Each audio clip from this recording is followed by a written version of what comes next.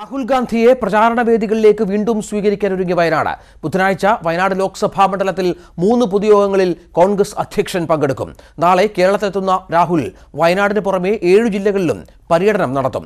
അതേസമയം വയനാട്ടിൽ കൊട്ടിക്കലാശത്തിൽ പ്രിയങ്ക ഗാന്ധിയും പങ്കെടുക്കും. വിഷു ദിവസമായ തിങ്കളാഴ്ച കേരളത്തിലെത്തുന്ന രാഹുൽ ഗാന്ധി ചൊവ്വാഴ്ച പത്തനാപുരം, പത്തനംതിട്ട, ആലപ്പുഴ, തിരുവനന്തപുരം, കണ്ണൂർ ജില്ലകളിൽ പര്യടനം നടത്തും. ബുധനാഴ്ചയാണ് വയനാട് മണ്ഡലത്തിനായി മാറ്റിവെച്ചിരിക്കുന്നത്. പത്രിക നൽകിയ ശേഷം വീണ്ടും എത്തുന്ന കോൺഗ്രസ് അധ്യക്ഷൻ വയനാട് ജനതയെ വൈകാരികമായി പിടിച്ചുലയ്ക്കുമെന്നാണ് UDF പ്രതീക്ഷ. ഇത് സംസ്ഥാനത്താകെ അനുകൂല തരംഗമുണ്ടാക്കുമെന്നും UDF കണക്കുകൂട്ടുന്നു. രാജീവ് ഗാന്ധിയുടെ ചിതാഭസ്മം നിമജ്ജനം ചെയ്ത തിരുനെല്ലിയിലെ പാപനാശിനി രാഹുൽ ഗാന്ധി സന്ദർശിക്കും. വയനാട്ടിലെ പൊതുയോഗം സുൽത്താൻ ബത്തേരിയിലാണ്. വയനാട് മണ്ഡലത്തിന്റെ ഭാഗമായ കോഴിക്കോട് ജില്ലയിലെ തിരുവമ്പാടിയിലും മലപ്പുറത്തെ വണ്ടൂരിലും രാഹുൽ എത്തും. വളരെ ചുരുങ്ങിയ ദിവസങ്ങൾക്കുള്ളിൽ തന്നെ 2 പ്രാവശ്യം വീടുകളെല്ലാം സന്ദർശിച്ചു കഴിഞ്ഞു. വിഷുവിന് ശേഷം 2 പ്രാവശ്യം കൂടി എല്ലാ പ്രവർത്തകരും, നേതാക്കന്മാരടക്കം എല്ലാ വീടുകളും സന്ദർശിച്ച് ഉജ്ജ്വലമായ വിജയം അദ്ദേഹത്തിന് ഉറപ്പുവരുത്തിയാണ്. മാവോയിസ്റ്റ് ഭീഷണി ഉൾപ്പെടെ സുരക്ഷാ പ്രശ്നങ്ങൾ ഉള്ളതിനാൽ രാഹുലിന്റെ പരിപാടികളിൽ അവസാന നിമിഷം വരെ മാറ്റമുണ്ടായേക്കാം. മാനന്തവാടിയിൽ നിന്ന് തിരുനെല്ലിയിലേക്കുള്ള യാത്ര വനത്തിലൂടെയായതിനാൽ ഇതു സംബന്ധിച്ച അന്തിമ തീരുമാനം SPGയുടേതാകും. പ്രിയങ്ക ഗാന്ധി 20, 21 തീയതികളിൽ കേരളത്തിൽ പ്രചാരണത്തിനെത്തും. വയനാട്ടിൽ പ്രചാരണത്തിന്റെ കൊട്ടിക്കലാശത്തിനും പ്രിയങ്ക പങ്കെടുക്കും. രാഹുലിന് പിന്നാലെ പ്രിയങ്ക ഗാന്ധി കൂടി വരുന്നതോടുകൂടി തെരഞ്ഞെടുപ്പിന്റെ അവസാന ലാപ്പിൽ വയനാട്ടിൽ മാത്രമല്ല കേരളത്തിലുടനീളം UDF തരംഗമുണ്ടാകും എന്ന പ്രതീക്ഷയിലാണ് കോൺഗ്രസ്. പ്രധാനമന്ത്രി നരേന്ദ്രമോദി ഉൾപ്പെടെയുള്ള രാഷ്ട്രീയ എതിരാളികൾക്കുള്ള മറുപടിയും രാഹുലിൽ നിന്ന് കേരളം ഉറ്റുനോക്കുന്നു. ക്യാമറമാൻ ഷാഫിക്കൊപ്പം മനു ഭരത്, ന്യൂസ് 18 വയനാട്. കേരളത്തിലെത്തുന്ന രാഹുൽ ഗാന്ധിയെ രാഷ്ട്രീയമായി നേരിടാൻ തയ്യാറെടുത്ത് LDF. കോൺഗ്രസ് അധ്യക്ഷനെ രാഷ്ട്രീയ സംവാദത്തിൽ പ്രതികരിക്കാതെ ഒഴിവാക്കാൻ അനുവദിക്കരുത് എന്നാണ് ഇടതു സമീപനം. ഇതിനായി 1,00,000 പേരെ ഉൾപ്പെടുത്തി പ്രചാരണ പരിപാടി സംഘടിപ്പിച്ചു. വോട്ട് ചോദിക്കും മുമ്പ് മാപ്പ് ചോദിക്കുമോ എന്ന ചോദ്യമുയർത്തിയുള്ള പ്രചാരണം രാഹുൽ ഗാന്ധിയെ പ്രകോപിപ്പിക്കും എന്നാണ് ഇടതുപാളയത്തിന്റെ കണക്കുകൂട്ടൽ. 1500 സ്ക്വാഡുകളിലായി 1,00,000 LDF പ്രവർത്തകർ ഇന്ന് വോട്ടർമാരെ നേരിൽ കണ്ടു. ഈ പ്രചാരണ രീതി രാഷ്ട്രീയ സംവാദത്തിന് മറുപടി പറയാൻ കോൺഗ്രസ് അധ്യക്ഷനെ നിർബന്ധിതനാക്കുമെന്ന് ഇടതുപാളയം പ്രതീക്ഷിക്കുന്നു. വയനാട് പാർലമെന്റ് നിയോജക മണ്ഡലത്തിലെ LDF പ്രവർത്തകന്മാർ 1,00,000-ലധികം പ്രവർത്തകന്മാർ ഇന്ന് ഈ സ്ക്വാഡിൽ പ്രവർത്തിക്കുകയാണ്. ഒരുമിച്ച് ചോദിക്കുകയാണ് 10 ചോദ്യങ്ങൾ. രാഹുൽ ഗാന്ധി UDF സ്ഥാനാർത്ഥി മറുപടി പറഞ്ഞേ മതിയാവുകയുള്ളൂ. 10 ചോദ്യങ്ങളാണ് ഇടതുപക്ഷം രാഹുൽ ഗാന്ധിക്ക് മുന്നിൽ വെക്കുന്നത്. കാർഷിക മേഖലയുടെ തകർച്ചയ്ക്ക് UPA സർക്കാരാണ് ഉത്തരവാദി എന്നാണ് പ്രധാന ആക്ഷേപം. ന്യൂനപക്ഷ ദളിത് ആക്രമണങ്ങളിൽ കോൺഗ്രസ് മൗനം പാലിച്ചെന്നാണ് മറ്റൊരു വിമർശനം. ചോദ്യങ്ങൾക്കുള്ള മറുപടി കോൺഗ്രസ് അധ്യക്ഷന്റെ പ്രചാരണ റാലികളിൽ ഉണ്ടാകുമെന്ന പ്രതീക്ഷയിലാണ് ഇടതുപക്ഷം. രാഹുൽ ഗാന്ധി പ്രതികരിച്ചാൽ സംവാദം ദേശീയ ശ്രദ്ധയാകർഷിക്കുമെന്നും ഇടതുപാളയം കണക്കുകൂട്ടുന്നു. ക്യാമറമാൻ ഷാഫിക്കൊപ്പം മനു ഭരത്, ന്യൂസ് 18 വയനാട്. പ്രധാനമന്ത്രി നരേന്ദ്രമോദിക്ക് ശക്തമായ മറുപടിയുമായി മുഖ്യമന്ത്രി പിണറായി വിജയൻ. ശബരിമലയുടെ കാര്യത്തിൽ പച്ചക്കള്ളമാണ് മോദി പ്രചരിപ്പിക്കുന്നതെന്ന് പിണറായി കൊല്ലത്ത് പറഞ്ഞു. ഇരിക്കുന്ന പദവിയുടെ മാന്യത നരേന്ദ്രമോദി കാക്കണമെന്നും പിണറായി ഓർമ്മിപ്പിച്ചു. കേരളത്തിൽ അയ്യപ്പൻ എന്ന് പറഞ്ഞാൽ അറസ്റ്റ് എന്ന മോദിയുടെ പ്രസ്താവന പച്ചക്കള്ളമാണെന്ന് പിണറായി പറഞ്ഞു. അയ്യപ്പൻ എന്ന് പറഞ്ഞു പോയാൽ കേരളത്തിൽ അറസ്റ്റാണെന്നാണ് പറഞ്ഞത്, തടങ്കലാണെന്നാണ് പറഞ്ഞത്. ഇങ്ങനൊരു പച്ചക്കള്ളം ഒരു പ്രധാനമന്ത്രി പറയാമോ? രാജ്യത്തെ തെറ്റിദ്ധരിപ്പിക്കലല്ലേ? അയ്യപ്പന്റെ പേരിൽ രാജ്യത്തെ തെറ്റിദ്ധരിപ്പിക്കാൻ പ്രധാനമന്ത്രിക്ക് അവകാശമുണ്ടോ? ശബരിമലയിലെ കാണിക്ക തടസ്സപ്പെടുത്താൻ ആഹ്വാനം ചെയ്തത് മോദിയുടെ അനുയായികളാണ്. ശബരിമലയിൽ അക്രമികളെത്തിയത് മോദിയുടെ അനുഗ്രഹാശിസുകളോടെയാണ്. കേരളത്തിൽ ശബരിമലയുടെ പേര് പറയാതെ തൊട്ടയൽ സംസ്ഥാനത്ത് പോയി തെറ്റിദ്ധരിപ്പിക്കുന്ന പ്രസ്താവന നടത്തിയത് പദവിക്ക് ചേർന്നതല്ല. നിരോധനാജ്ഞ പ്രഖ്യാപിക്കാൻ മോദി സർക്കാരാണ് സംസ്ഥാനത്തോട് ആവശ്യപ്പെട്ടതെന്നും പിണറായി പറഞ്ഞു. തീർത്ഥാടന കേന്ദ്രം മാത്രം പറഞ്ഞ് തൊട്ടപ്പുറം മംഗലാപുരം അവിടെ പോയി നേരെ ശബരിമലയെയും അയ്യപ്പനെയും എല്ലാം എടുത്തു പറഞ്ഞ് കേരളത്തെ അപമാനിക്കാൻ പുറപ്പെടുന്നത് മാന്യതയല്ല.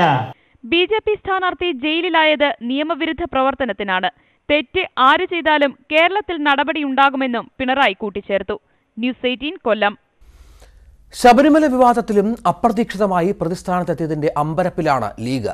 വിശ്വാസികൾക്ക് അനുകൂലമായ നിലപാടെടുത്തിരുന്ന ലീഗിനെ പേരെടുത്ത് പറഞ്ഞ് പ്രധാനമന്ത്രി വിശ്വാസഭഞ്ജകരാക്കിയെന്നാണ് ചർച്ചയാകുന്നത്.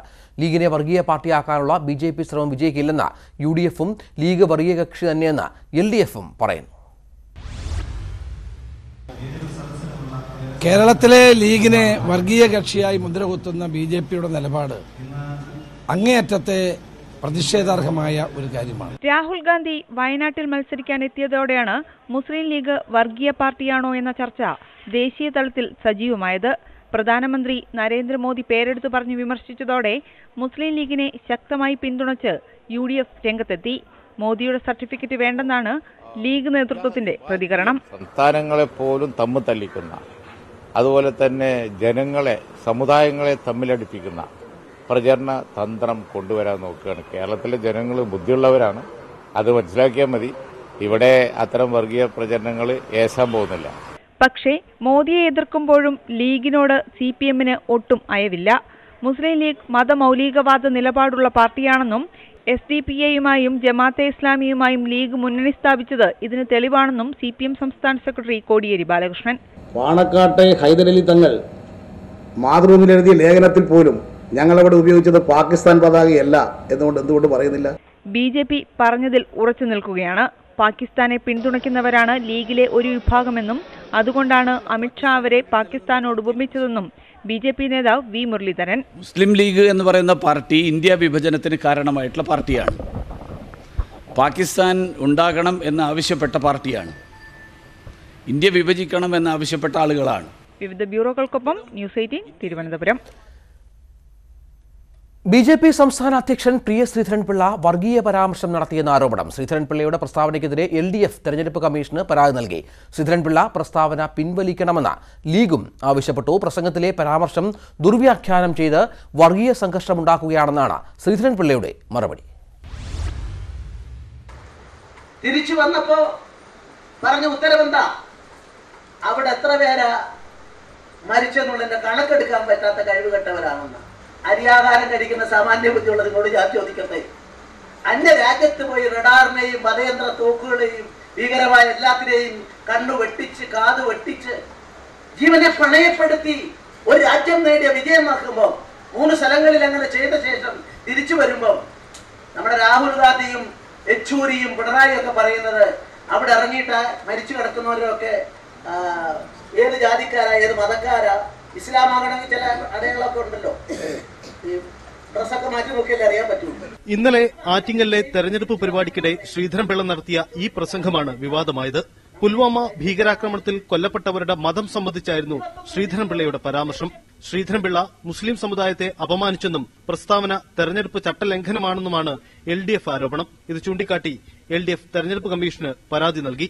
ശ്രീധരൻപിള്ളയുടേത് വർഗീയ പരാമർശമാണെന്ന് ആരോപിച്ച് മുസ്ലിം ലീഗും കോൺഗ്രസും രംഗത്ത് വന്നു. പ്രസ്താവന ഇറക്കുമ്പോൾ സൂക്ഷിച്ചില്ലെങ്കിൽ കേരളത്തിൽ സാമുദായിക സൗഹാർദ്ദം തകർക്കുന്ന പ്രചരണങ്ങൾ ജനങ്ങൾ പൊതുവിൽ ഇഷ്ടപ്പെടില്ല. ഇത്തരം കാര്യങ്ങൾ രാഷ്ട്രീയമായി ഉപയോഗിക്കുക എന്ന് പറഞ്ഞാൽ അംഗീകരിക്കാൻ സാധ്യമല്ല. അദ്ദേഹത്തിന്റെ പ്രസ്താവന ശരിയാണെങ്കിൽ അത് ആപൽക്കരമായ പ്രസ്താവനയാണ്, രാജ്യത്തെ ഭിന്നിപ്പിക്കാനും ധ്രുവീകരിക്കാനുള്ള ശ്രമമാണ്. അതേസമയം തന്റെ പ്രസ്താവന ദുർവ്യാഖ്യാനം ചെയ്തെന്നാണ് ശ്രീധരൻപിള്ളയുടെ നിലപാട്. മതന്യൂനപക്ഷങ്ങളുടെ വോട്ട് നഷ്ടപ്പെടുമെന്ന ഭയം കൊണ്ടാണ് കോൺഗ്രസും CPMഉം തനിക്കെതിരെ രംഗത്ത് വന്നതെന്നും ശ്രീധരൻപിള്ള ആരോപിക്കുന്നു. ന്യൂസ് 18 തിരുവനന്തപുരം. തിരുവനന്തപുരം മണ്ഡലത്തിന്റെ ചുമതലയുള്ള 3 പ്രധാന നേതാക്കൾക്ക് കോൺഗ്രസ് ഹൈക്കമാൻഡിന്റെ മുന്നറിയിപ്പ്. VS Sivakumar, Thampanoor Ravi, DCC president Neyyattinkara Sanal എന്നിവരെ പ്രത്യേകം വിളിച്ചാണ് മുകുൾ വാസ്നിക് മുന്നറിയിപ്പ് നൽകിയത്. തിരുവനന്തപുരത്ത് ഇടതുമുന്നണിയെ വിട്ട് പ്രചാരണ മുന കുമ്മനം രാജശേഖരന് നേരെ തിരിക്കാനും കോൺഗ്രസ് തീരുമാനിച്ചു. തിരുവനന്തപുരത്തെ പ്രചരണത്തിൽ പൂർണ്ണ തൃപ്തിയുണ്ടെന്ന് നേതാക്കൾ ആവർത്തിച്ചു പറയുന്നതിനിടയിലാണ് കേരളത്തിന്റെ ചുമതലയുള്ള ജനറൽ സെക്രട്ടറി മുകുൾ വാസ്നിക്കും KPCC അധ്യക്ഷൻ മുല്ലപ്പള്ളി രാമചന്ദ്രനും പങ്കെടുത്ത മണ്ഡലം അവലോകന യോഗം നടത്തിയത്. യോഗത്തിന് ശേഷം തിരുവനന്തപുരത്തെ AI ഗ്രൂപ്പുകളുടെ പ്രധാന നേതാക്കളും മണ്ഡലം ചുമതലക്കാരുമായ തമ്പാനൂർ രവി, VS ശിവകുമാർ, DCC അധ്യക്ഷൻ നെയ്യാറ്റിൻകര സനൽ എന്നിവരെ പ്രത്യേകം വിളിച്ചാണ് മുകുൾ വാസ്നിക് മുന്നറിയിപ്പ് നൽകിയത്. കോൺഗ്രസിന്റെ താരസ്ഥാനാർത്ഥികളിൽ ഒരാളായ തരൂരിന്റെ വിജയം ഉറപ്പാക്കിയേ മതിയാകൂ. പ്രചരണത്തിൽ വീഴ്ച വന്നാൽ കടുത്ത നടപടി ഉണ്ടാകുമെന്നും അറിയിച്ചു. പ്രചരണത്തിലുണ്ടായ വീഴ്ചകൾ അംഗീകരിച്ച മൂവരും പാർട്ടിയെ താഴെത്തട്ട് മുതൽ പൂർണ്ണ പ്രവർത്തന സജ്ജമാക്കാമെന്ന ഉറപ്പ് മുകുൾ വാസ്നിക്കിനു നൽകി. ഇടതുമുന്നണി ദുർബലമാണെന്നും പ്രചരണമുന തിരിക്കേണ്ടത് കുമ്മനം രാജശേഖരന് നേരെ ആയിരിക്കണമെന്നും യോഗത്തിൽ മുല്ലപ്പള്ളി രാമചന്ദ്രൻ നിർദ്ദേശിച്ചു. ഒരിക്കലും ശുദ്ധ രാഷ്ട്രീയത്തിന്റെ മുൻപന്തിയിൽ അദ്ദേഹത്തിന് ഉണ്ടായിരുന്നില്ല. അദ്ദേഹം സാമൂഹ്യ പ്രവർത്തന രംഗത്തും അദ്ദേഹത്തെ കാണാൻ സാധിച്ചില്ല. അദ്ദേഹം ഈ രാജ്യത്തുണ്ടായത് ഹിന്ദു ധ്രുവീകരണ രാഷ്ട്രീയത്തിന് മുൻപന്തിയിലാണ്. അത് മാറാട് കലാപമാകട്ടെ, അതല്ലെങ്കിൽ നിലക്കൽ സമരമാകട്ടെ, അത് പ്രത്യേകിച്ച് പറയേണ്ട കാര്യമുണ്ട്. ഉമ്മനത്തിന് ജോലി അത് തന്നെയല്ലേ, അത് പ്രത്യേകിച്ച് പറയേണ്ട കാര്യം. BJP പ്രസിഡന്റ് ആയിരിക്കുന്ന കാലത്തും അദ്ദേഹം അത് തന്നെയാണ് ചെയ്തുകൊണ്ടിരുന്നത്. തിരുവനന്തപുരം സെൻട്രൽ സ്റ്റേഡിയത്തിൽ ചൊവ്വാഴ്ച വൈകിട്ട് രാഹുൽ ഗാന്ധി പങ്കെടുക്കുന്ന പൊതുസമ്മേളനത്തോടെ തിരുവനന്തപുരത്തെ പ്രചരണ പ്രവർത്തനങ്ങൾ താഴെത്തട്ട് മുതൽ പൂർണ്ണ സജ്ജമാക്കാനുള്ള നടപടികൾ തുടങ്ങിക്കഴിഞ്ഞു. R Kiran Babu, political bureau, news 18. ഡിവൈഎഫ്ഐയുടെ പൊതുച്ചോറ് വിതരണത്തെ ചൊല്ലി കൊല്ലം മണ്ഡലത്തിൽ പരാതിയുമായി UDF. LDF പ്രവർത്തകർ സ്ഥാനാർത്ഥിയുടെ ചിത്രം പതിച്ച ടീഷർട്ട് ധരിച്ച പൊതുച്ചോറ് വിതരണം ചെയ്യുന്നുവെന്നാണ് പരാതി. മതസ്പർദ്ധ വളർത്തുന്ന രീതിയിൽ പ്രസംഗിച്ചെന്ന LDF ആരോപണത്തിൽ UDF സ്ഥാനാർത്ഥി NK പ്രേമചന്ദ്രൻ വിശദീകരണം നൽകി.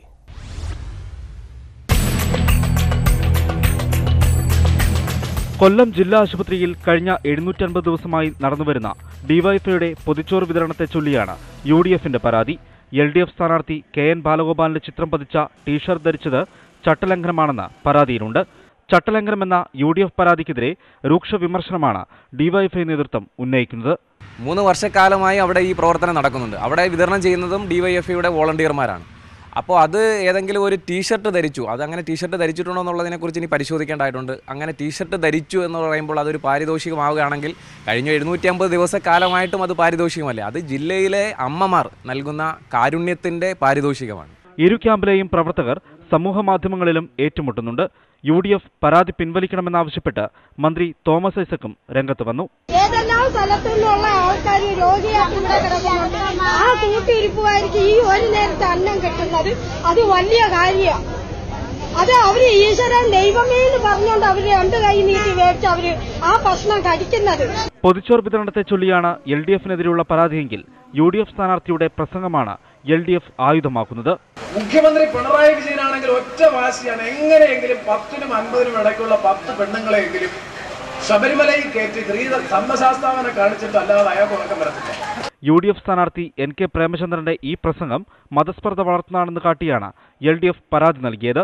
നിയമവിരുദ്ധമായി ഒന്നും പറഞ്ഞിട്ടില്ലെന്നാണ് വരണാധികാരിക്ക് പ്രേമചന്ദ്രൻ നൽകിയ വിശദീകരണം. പ്രസംഗത്തിൻ്റെ പൂർണ്ണരൂപം നൽകാതെ അതിൽ നിന്നും അടർത്തിയെടുത്ത ചില ഭാഗങ്ങൾ മാത്രം നൽകിക്കൊണ്ടാണ്. നിയമവിധേയമായിട്ടുള്ള നടപടികളല്ലാതെ നിയമവിരുദ്ധമായിട്ടുള്ള യാതൊരു പ്രവൃത്തികളും ചെയ്തിട്ടില്ല എന്നും. തെരഞ്ഞെടുപ്പ് പ്രചാരണത്തിന്റെ അവസാന ഘട്ടത്തിലാണ് കൊല്ലത്ത് നേർക്കുനേർ പരാതിയുമായി ഇടതു വലതു മുന്നണികൾ രംഗത്ത് വരുന്നത്. ന്യൂസ് 18 കൊല്ലം. തെരഞ്ഞെടുപ്പുകളിൽ രാഷ്ട്രീയ പാർട്ടികൾക്ക് ഒഴിവാക്കാനാകാത്ത വീടാണ് കോഴിക്കോട്ടെ കുഞ്ഞിത്താൻ മാളിക തറവാട്. 3000-ലധികം വോട്ടർമാരാണ് ഈ തറവാടിന്റെ ഭാഗമായിട്ടുള്ളത്. കോഴിക്കോട് നിന്നും T ആതിര തയ്യാറാക്കിയ റിപ്പോർട്ട്.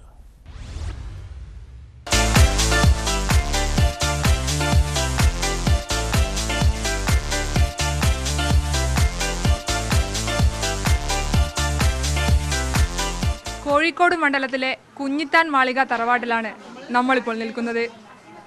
ലോക്സഭാ തെരഞ്ഞെടുപ്പ് അടുക്കുമ്പോൾ ഇവർക്കും പറയാനുണ്ട് രാഷ്ട്രീയ വിശേഷങ്ങൾ. ഇവിടെ ഒരു പ്രത്യേക രാഷ്ട്രീയ പാർട്ടി എന്നില്ല.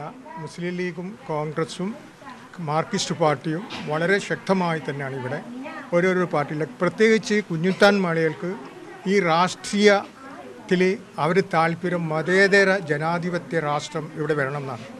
അത് മുമ്പും അങ്ങനെയായിരുന്നു. ഇലക്ഷൻ സമയത്ത് കുറ്റിച്ചിറ സ്കൂളിലുള്ള പോളിംഗ് ബൂത്തിൽ ആദ്യത്തെ വോട്ട് സ്വബൈ നമസ്കാരം കഴിഞ്ഞാൽ സ്ത്രീകൾ അതിരാവിലെ തന്നെ സ്കൂളിൽ പോയിട്ട് ക്യൂ നിൽക്കുന്ന ഒരു പരിപാടിയുണ്ട്. കന്നി വോട്ട്, അതായത് ഫസ്റ്റിലെ വോട്ട് പോളിംഗ് ബൂത്തിൽ ചെയ്യുന്നത് കുഞ്ഞിത്താൻ മാളിക തറവാട്ടിൻ്റെ ഒരംഗമായിരിക്കും. ഇത് വളരെ നാളുകളായിട്ട് തുടർന്നു പോകുന്ന ഒരു ചിട്ടയാണ്. പുരുഷന്മാർക്ക് മാത്രമല്ല കുഞ്ഞിത്താൻ മാളികയിലെ കുട്ടികൾക്കും സ്ത്രീകൾക്കും പറയാനുണ്ട് അവരുടെ രാഷ്ട്രീയ കാഴ്ചപ്പാടുകൾ. നമുക്ക് ഏതാണ് സ്ഥാനാർത്ഥി നല്ല ഭരിക്കുന്നത് അവർക്ക് നമ്മൾ വോട്ട് ചെയ്യും, അത്രേ ഉള്ളൂ. അല്ലാണ്ട് അതിന് വിലയേറ്റി ഇതിന് വിലയേറ്റി പൈസ ഇതാക്കി എന്താണ് 50 റുപ്യ ഇതാക്കി 100 റുപ്യ നമുക്ക് പൈസ മാറ്റി മനസ്സിലാവണില്ല. പൈസ ഒക്കെ മാറിപ്പോയില്ലപ്പോൾ എന്താക്കും 100 റുപ്യായി 100-ൻ്റെത് 50 എല്ലാ വസ്ത്രങ്ങളും വന്നിക്കണം. ഇപ്പോൾ അതിനെ കീക്ക് ഇറക്കണം. എല്ലാവരും വന്നിക്കണം. എല്ലാവരോടും നമുക്ക് ചെയ്യാൻ ആരുതാ ചെയ്യുന്നത് നമ്മളെ മനസ്സിൽ അങ്ങനെ തോന്നുന്നത് എന്താ നമ്മൾ ചെയ്യും, അത്രേ ഉള്ളൂ. എന്തായാലും നല്ല ഭരണം വരട്ടെ.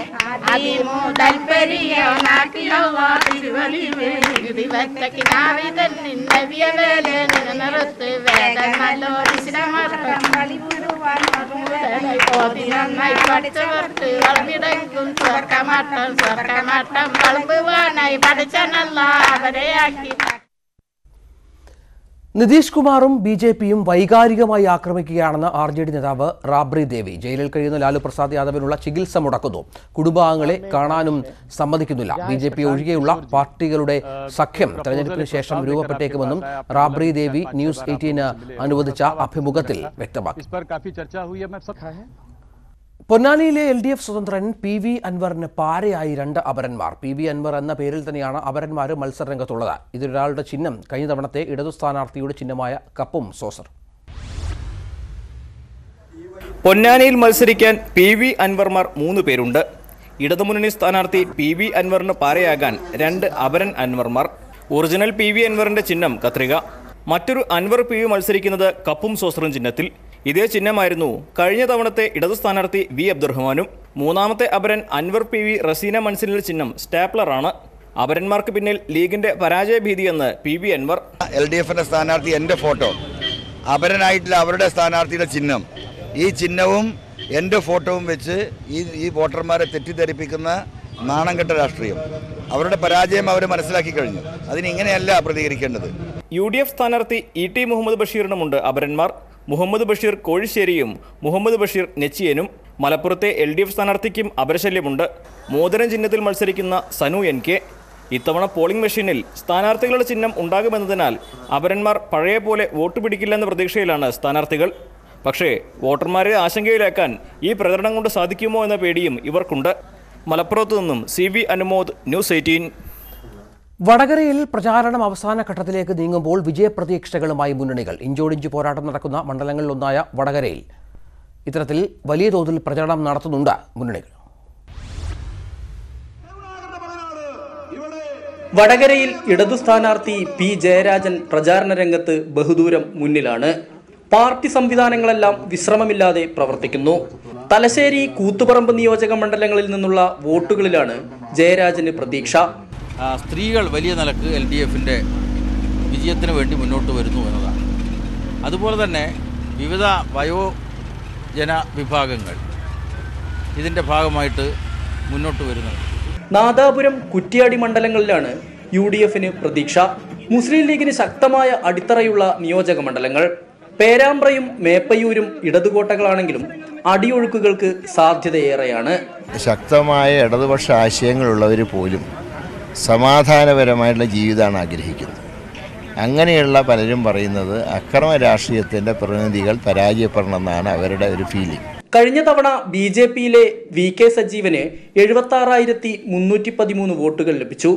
അതിൽ കൂടുതൽ വോട്ടുകളാണ് ഇത്തവണ പ്രതീക്ഷിക്കുന്നത്. കേരളത്തിൽ മറ്റ് വിഷയങ്ങളോടൊപ്പം ശബരിമല ഒരു സുപ്രധാനമായിട്ടുള്ള വിഷയമായിട്ട് ഉയർത്തി കാണിച്ചുകൊണ്ട് തന്നെയാണ് ഈ സമയത്തും പോകുന്നത്.